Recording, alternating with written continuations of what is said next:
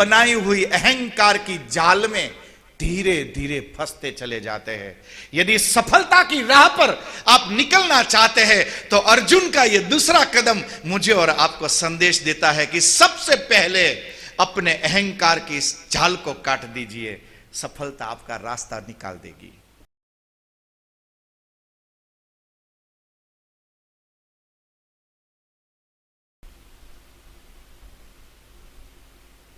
कि जिस आपको शस्त्र चलाना सिखाया हो, आपको सबसे पहले शस्त्र उसी की गर्दन पर चलाना पड़े।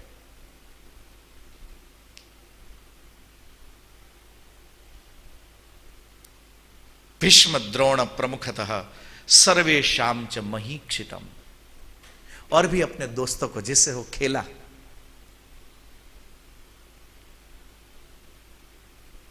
जिसको रोज छेड़ता था, कभी वो लोग इसको छेड़ते थे, जिसके साथ वो रेस लगाता था, वो सारे दोस्त सामने खड़े थे। भीष्म द्रोण वो मुख्य। उवाच पार्थ पश्येतान समवेतान कुरुनीति तत्रा पश्यत स्थितान पार्थ पितृनथ पितामहान आचार्यान मातुलान भ्रातृन पुत्रान पौत्रान सखींस तथा। फिर से वही बात, हम किससे लड़ते हैं? हम अपनों से लड़ते हैं। क्योंकि सच क्या है पता है? आपको केवल दुश्मनी देखने की आदत है ना, पर किसी चलते आदमी को आज तक कभी आपने कहा कि ये मेरा दुश्मन है? आप यहां से दिल्ली तक घूमने जाओ, ट्रेन की बोगी में आपकी बगल वाली सीट पे जो भी व्यक्ति बैठा है, कभी आपने किसी को फोन करके बोला कि मेरे दुश्मन के साथ मैं दिल्ली जा रहा हूं? कभी कहा? कभी नहीं कहते हो। दुश्मनी भी तभी संभव है कि जो एक जमाने में दोस्त था। जो दोस्त हो, दुश्मन का पहला चरण है दोस्ती। यदि दोस्ती ना होगी तो दुश्मनी कैसे होगी? ऐसे ही किसी अनजान आदमी को आज तक किसी ने अपना दुश्मन नहीं माना। अनजान कोई दुश्मन नहीं होता है। ये मजेदार बात है कि हमारे दुश्मन हमारे अपने ही होते हैं। आचार्यान मातुलान भ्रातृन, जिनके चरणों में कल झुकते थे, आज उसी का शिरच्छेद करने का वक्त आ गया।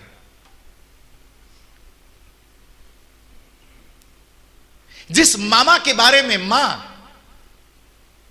रोज अच्छी अच्छी बातें बता रही थी, तेरे मामा के घर जाएंगे बेटा, मां मोहा में उभो भांजे करता हुआ। आचार्यान मातुलान भ्रातृन, सगे भाई सामने खड़े थे। पुत्रान, भाई के बच्चे यहां पर भी थे, उधर भी थे। बच्चे थे अपने बेटे, जिसका हाथ पकड़कर उसको कहीं बाहर लेकर जाना चाहिए। कभी वो आ जाए तो उसका हाथ पकड़कर जिसको गोद में बिठाना चाहिए। उन बच्चों की हत्या के लिए आज गांडीव लेके अर्जुन खड़ा था। आचार्यान मातुलान भ्रातृन पुत्रान पौत्रान, बेटे नहीं, बच्चे के बच्चे, जिसके भी मूछें नहीं फूटी थी, किशोर थे, पर मरे या मारे तय करके आ गए थे, क्योंकि परिस्थिति कुछ ऐसी थी। पुत्रान पौत्रान सखिंस था, कुछ दोस्त कभी जमाने में साथ जीने और मरने की कसमें खाई थी, वादे लिए थे, आज वही मरने मारने के लिए आमने सामने खड़े थे। पुत्रान पौत्रान सखिंस तथान शशुरान सुहृदश्चैव सेनयोरुभयोरपि, ये सब अपने संबंधी दोनों सेना में थे। देखा, तान समीक्ष्य कौन्तेय,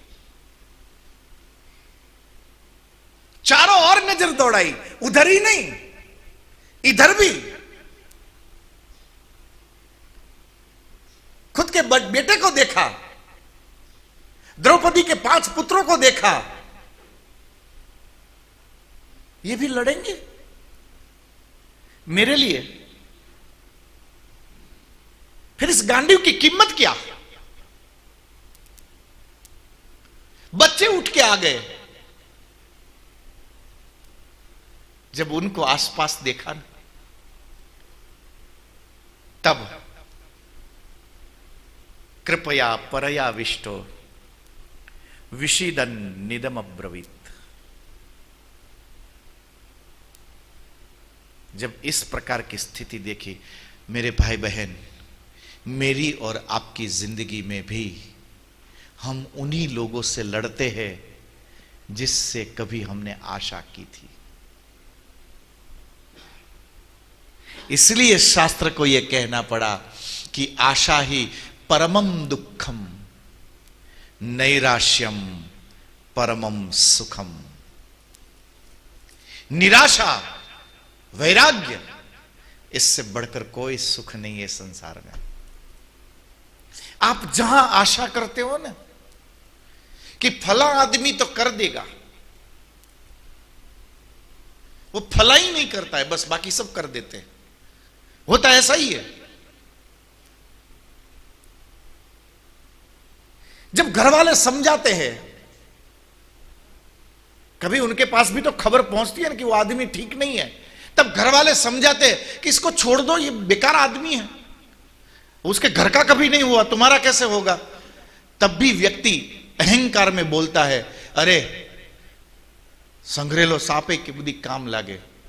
अरे તમે दोस्त संभाळो છો કે सांप भेगा करो છો? घर से क्या इकट्ठा करने निकल रहे हो, सांपों को कि दोस्तों को? एक क्षण में व्याख्याएं बदल जाती है साहब, क्योंकि शायद दोस्ती की पवित्रता में अभी हमारा भी कुछ ठीक सेट नहीं है। गलती केवल वही नहीं करते, गलती तो हम भी करते हैं। जब हमने ही ठीक से भरोसा न किया, भरोसा क्या होता है कि महामुनि मतंग जब देह को छोड़कर मुक्ति के मार्ग पर जा रहे थे, तब पूरा आश्रम इकट्ठा हो गया। बोले गुरुदेव, कहते हैं कि कुछ लोग गुरुजी जा रहे हैं, फिर हमारा कौन, ये सोच के उनसे पहले ही देह छोड़ गए। पंपा सरोवर के किनारे एक बनी हुई घटना, देह छोड़ गए। एक अनपढ़ शबरी महामुनि मतंग के पास आती है, गुरुदेव। वो समझती नहीं थी, गुरु के चरण पकड़ के रोती हुई कह रही है कि गुरुदेव, क्या ऐसा नहीं हो सकता है कि आप हमें साथ ले जाओ? 22-23 साल की उम्र थी, एकदम जवान शबरी। इनके जाने के बाद इस जंगल में क्या क्या हो सकता है, उसकी थोड़ी बहुत खबर थी, थोड़ी बहुत। बस उससे डरी हुई शबरी गुरु के पैर पकड़कर कहती है कि गुरुदेव, ऐसा नहीं हो सकता कि आप मुझे साथ लेकर जाओ। महामुनि मतंग मुस्कुराए, बेटा, अपना घर परिवार छोड़कर तू मेरे आश्रम में आत्महत्या करने आई थी? गुरु की समदृष्टि देखिए यहां पर, ये तो आत्महत्या है। वो कांप गई, पर बोले आपके बगैर। तब गुरु ने उस शबरी के माथे पर हाथ रख के कहा कि बेटा चिंता मत कर, एक दिन तुझे मिलने के लिए राम आएंगे। जब राम पीत जगुलिया तनु पहिराई, मां जब तक वो जबले नहीं पहना है ना, जबलाज कहवाय ना, जबले नहीं पहना है ना, तब तक नंगे नंगे घूम रहे थे, जिसके बारे में यहां चर्चा हो रही है आश्रम में। भैंस भागोळे छाछ छागोळे અને कथा पंपा सरोवर ना किनारे। श्रद्धा को देखिए आप। चिंता मत कर बेटा, तेरे लिए राम यहां आएंगे, मेरा वचन है। और गुरु के एक वचन पर शबरी ने पूरी जिंदगी निकाल दी। बूढ़ी हो गई, अब तो आंखों की रोशनी जाने को थी, पर कभी वो हिम्मत ना हारी। वही सुबह उठना, वही प्रांगण को साफ करना, जंगल के पुष्पों को इकट्ठा करना, प्रांगण में बिखेरना, दरवाजे पर आना और राम की राह देखना। मेरे गुरु ने कहा है आएंगे। रोज राह देखी। एक दिन उस शबरी के दरवाजे पर सच में राम को आना पड़ा। इसे कहते हैं विश्वास। इसलिए शबरी को अरण्य कांड में स्थान मिलता है। वो सब लोग भाग्यशाली है, वो रावण भी भाग्यशाली है जिसका नाम इस महान ग्रंथ में लिखा।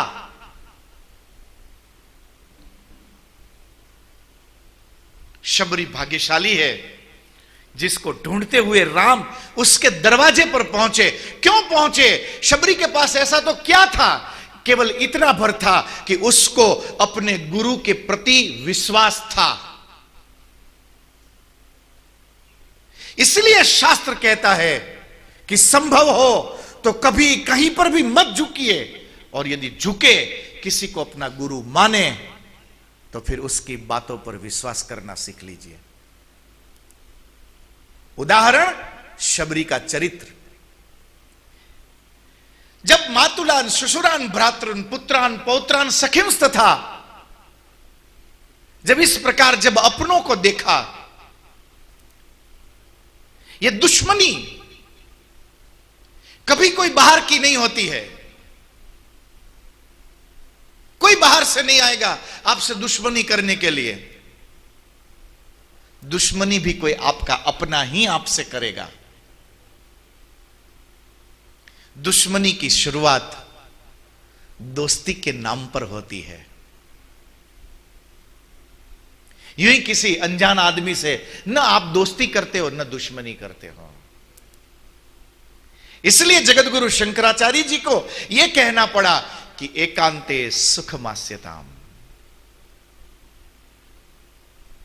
एकांत में बैठिए, मुस्कुरा दीजिए, प्रकृति में खुद को मिला दीजिए। अर्जुन का यहां पर कांपना एकदम स्वाभाविक है। अब अर्जुन कहता है, दृष्ट्वेमं स्वजनम कृष्ण युत्सुम समुपस्थितम। कन्हैया, वही द्वारकाधीश अर्जुन के सामने देखकर मुस्कुर, उसको तो पता है कि अभी ये क्या चल रहा है, इसके दिमाग में अभी कौन सी वाली खिचड़ी पक रही है, द्वारिकाधीश सब जानते थे। हाँ, कहते कि ठीक से बोल ना पाया।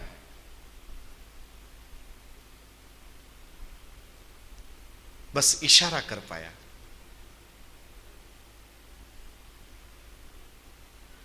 इतना इशारा करता करता वो कोलैप्स हो गया, रथ में बैठ गया।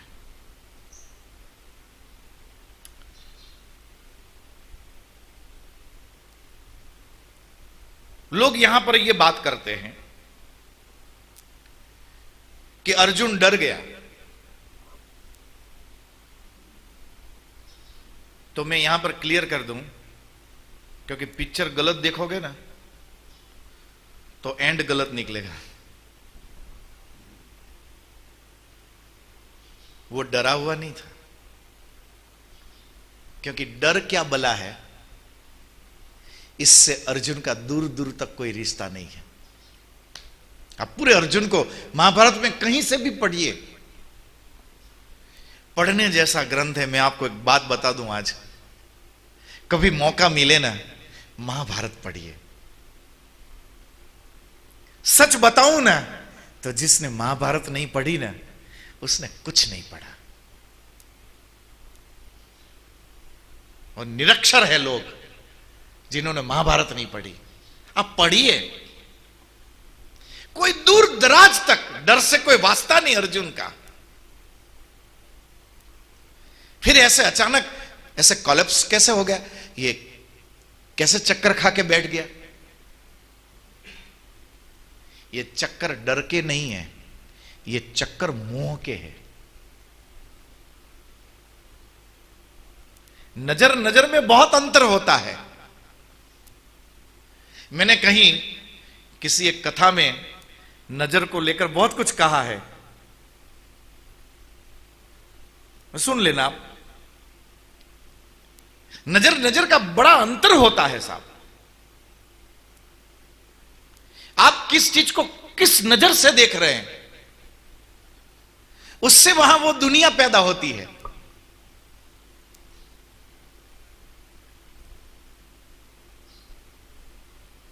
एक सेठ थे,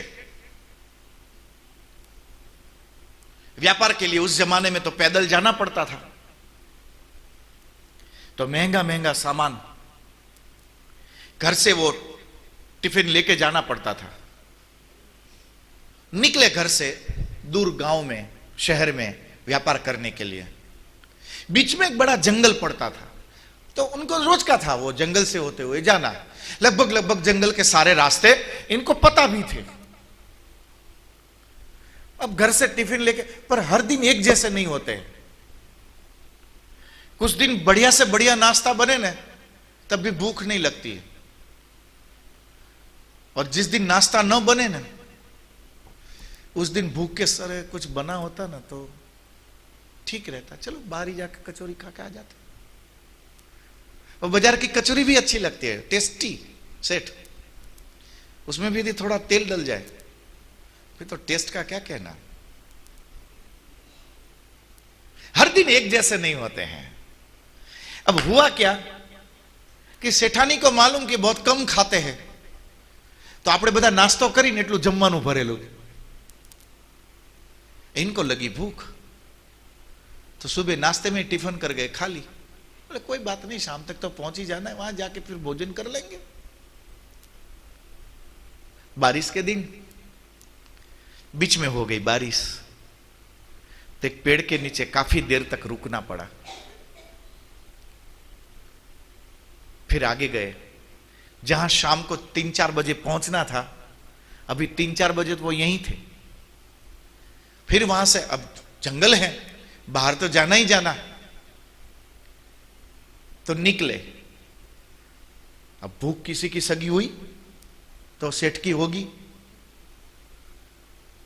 3-4 बजे न भूख ऐसी लगी, अब भोजन तो कुछ था ही नहीं। उस समय वो मशक जैसा वो होता था, उसमें पानी भर के ले जाते थे, बेग जैसा, उसको देखा तब उसमें भी 1-1.5 गिलास जल भरा था। बस सेठ के मन में विचार आया, थक गया था वो आदमी आज। एक बहुत ही सुंदर पेड़ था, सोचा कि लाओ थोड़ी देर बैठ लेता हूं, जल वल पी के फिर आगे निकलता हूं। ठंडी हवा आ रही थी, जल बहुत कम था, इसलिए आधा गिलास पहले निकाला, पी रहा था बैठे बैठे। सेठ के मन में विचार आया कि थोड़ा बहुत खाने को मिल जाए ना, मजा आ जाए। भूख लगी थी ना, वही सपने आ रहे थे सब। हुआ ऐसा कि दो सुंदर कन्याएं वहां से निकली, हाथ में सोने का थाल। 32 के कितने होते हैं, 56 भोग का थाल। वो वहां से मुस्कुराती हुई निकली, दोनों की नजर चार हुई, और उस कन्या ने उस सेठ को कहा कि सेठ जी भोजन पाओगे? अब इसको यही तो सपने आ रहे थे, कोई सोचे? बोले लाओ बेटा रखो। भोजन किया। अब 56 दिन भर का भूखा, 56 भोग, और एक एक चीज इतनी स्वादिष्ट साहब कि एक को लो दूसरी को भूलो। पूरा थाल साफ कर गया ये। जो वो 1 महीने में खाता था ना घर, वो आज एक ही टाइम में कर दिया। अब इतना भोजन करने के बाद क्या होता है आप भी सब जानते हो, आंखें घेराने लगी। फिर भी उसको यह दिमाग में नहीं आ रहा है कि जंगल में जहां अच्छे कपड़े पहन के भी निकलने में डर लगता है, वहां ये 2 लड़कियां सोने का थाल लेके निकली, तो निकली कैसे? ये नहीं समझ आई। भूख भूख होती है साहब। नींद आने लगी। बोले घर होता बढ़िया, आज एसी चालू करके सोता। उतने में तो वहां पलंग बिछ गया, ठंडी हवा शुरू हो गई। नींद तो आई रही थी, सेठ घसघसाट सो गए। सीधे उठे रात को 2 बजे। वो रात को वो एक जंतु बोलता है ना, चिम चिम चिम चिम, जंगल में, उसकी चारों ओर से आवाज आ रही थी। अंधेरा धप। सेठ ने चारों ओर देखा, सेठ आदमी डरने लग गया। फिर याद आया, अरे बड़ी भारी गलती कर दी मैंने। विचार ही नहीं आया कि इस जंगल में पुरुष अकेला न निकल सके, वहां 2 जवान लड़कियां, यहां अच्छे कपड़े कोई पहन के सुरक्षित न निकल सके, सोने का थाल, और नीचे देखा गद्दा। इतना अच्छा गद्दा घर पे नहीं मिलता, यहां कहीं ऐसा तो नहीं कि इस पेड़ पे कोई भूत रहता हो। आया मामा, वो डर गया, अरे भूत आया, कहीं ऐसा तो नहीं कि वो गला दबा देगा। दबाया, वो सोचता जाए, वो करता जाए। अचानक से एकदम से चीख निकल गई। काश यदि यहां कोई बचाने वाला होता। तुरंत 8-10 लोग आ गए।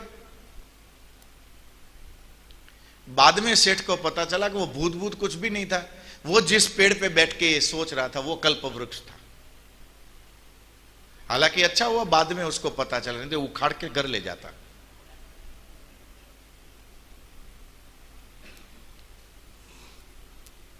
सीदंती मम गात्राणि मुखंच परिशुष्यति वेपथुश्च शरीरे में रोम हर्षश्च जायते गांडीवम स्रंसते हस्तात् त्वक्चैव परिदह्यते। इतने सिम्टम्स मेडिकल रिपोर्ट दी।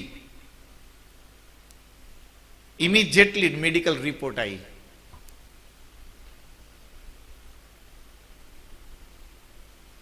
एकदम से वो कोलैप्स हो गया, बैठ गया, चक्कर खा के गिर गया।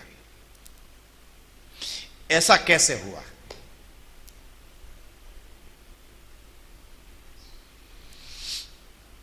जिसको पक्षाघात होता है तो आपने देखा होगा कि एकदम चंगा आदमी अचानक से वो कोलैप्स हो जाता है। मेडिकल वाले कहते हैं कि यदि 4 घंटे में वो अस्पताल पहुंच गया तो काफी कुछ रिकवर हो जाता है। नहीं तो वो जीवन भर अपंग हो जाता है। ऐसा ही होता है मेडिकल में। यहां यही घटना चल रही है। ऐसा क्यों मेरे भाई बहन? सिंपल सी बात,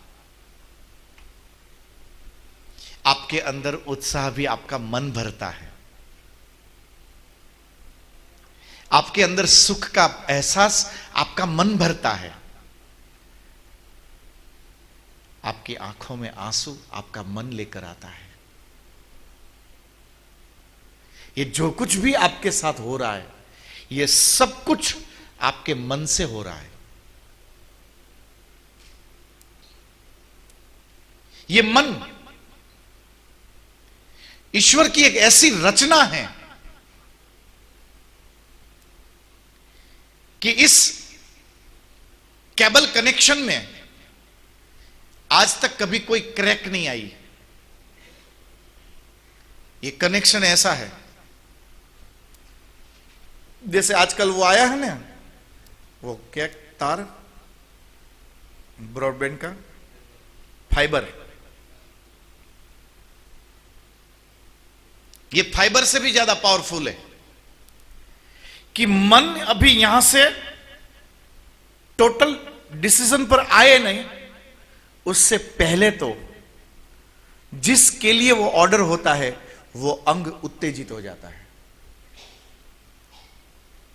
जैसे अभी मेरा ये करना, जैसे मेरा ये मुस्कुराना,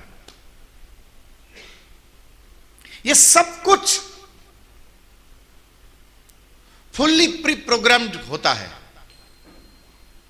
और ये सब कुछ जहां से ऑर्डर होता है वो है मन। जब मन कहीं और विचलित हो जाता है या डूब जाता है, व्यस्त हो जाता है, जैसे नहीं होता है कि कंप्यूटर में आपकी डिवाइस एकदम फुल हो जाए, रैम फुल हो जाए तो कंप्यूटर हैंग होने लगता है। हालांकि उसमें हैंग होने जैसा कुछ भी नहीं होता है, पर वो कंप्यूटर दबता है, हैंग होता है, स्लो हो जाता है। तो बार बार उसको रन में जाके टेम्पररी सारी फाइल्स को डिलीट करते रहना पड़ता है ताकि वो ठीक से जो भी आप प्रोग्राम चला रहे उस प्रोग्राम को ठीक से एक्सेस कर सके। ऐसे ही जब मेरा और आपका मन जरूरत से ज्यादा भावुक हो जाता है तब बहुत सारी फाइल एकदम HDD फाइल रैम में आ जाती है। और अचानक से जब इतना सारा डेटा दिमाग में आ जाता है तो दिमाग जरूरत से ज्यादा व्यस्त हो जाता है। और जब वो जरूरत से ज्यादा व्यस्त हो जाता है तो अपने आप वो जो बॉडी कंट्रोल जो है उसके लिए जिस रैम स्पेस की जरूरत है वो रैम स्पेस डाउन होती है और बॉडी कोलैप्स हो जाती है। मुझे तो एक डॉक्टर ने ऐसा बोला, मैंने एक मेडिकल जर्नल में ऐसा पढ़ा जो मैं आपके साथ शेयर कर रहा हूं।